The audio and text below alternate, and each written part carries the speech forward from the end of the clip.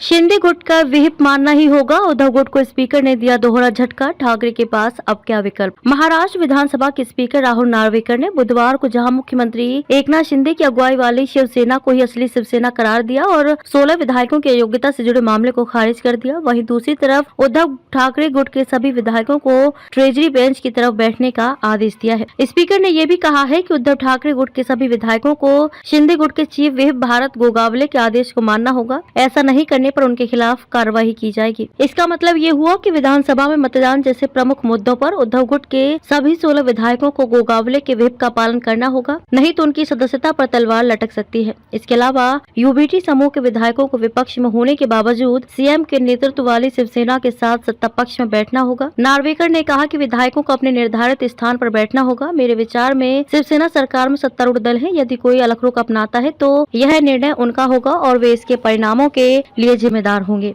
Speaker ने यह भी कहा कि एक पार्टी सदन में 2 व्हिप जारी नहीं कर सकती। वैसे तो स्पीकर से अयोग्यता के मामले में ऐसे फैसले की संभावना जताई जा रही थी, लेकिन उद्धव ठाकरे गुट के विधायकों को शिंदे गुट का व्हिप मानने और ट्रेजरी बेंच की तरफ बैठने का आदेश यूबीटी के लिए बड़ा झटका है। ऐसे में सवाल उठने लगे हैं कि उद्धव ठाकरे अब आगे क्या करेंगे। उद्धव के पास क्या विकल्प। नंबर 1, राजनीतिक विश्लेषकों का मानना है कि स्पीकर के फैसले ने मुख्यमंत्री एकनाथ शिंदे गुट के शिवसेना को अधिक कानूनी वैधता दे दी है। ऐसे में उद्धव ठाकरे के पास अब कानून का दरवाजा खटखटाने के अलावा कोई विकल्प नहीं बचा है। ठाकरे पहले ही अयोग्यता के मामले में स्पीकर के खिलाफ सुप्रीम कोर्ट का दरवाजा खटखटा चुके हैं। अब वो स्पीकर के फैसले को भी अदालत में चुनौती दे सकते हैं। उद्धव के पास क्या विकल्प। नंबर 2, चूँकि अगले कुछ महीनों बाद लोकसभा और विधानसभा चुनाव दोनों है, इसलिए उद्धव ठाकरे कानूनी लड़ाई के साथ साथ जनता की अदालत में इस मुद्दे को ले जा सकते हैं। उनके पिता बाला साहेब ठाकरे द्वारा बनाई गई पार्टी पर दूसरे गुट का कब्जा हो जाने से मराठी मानुस का सहानुभूति उन्हें मिल सकती है, इसलिए वैसे जनता की अदालत में ले जा सकते हैं। अगर उनके नेतृत्व वाले गुट के सांसदों और विधायकों की जीत होती है तो फिर से पलड़ा बदल सकता है। उद्धव के पास क्या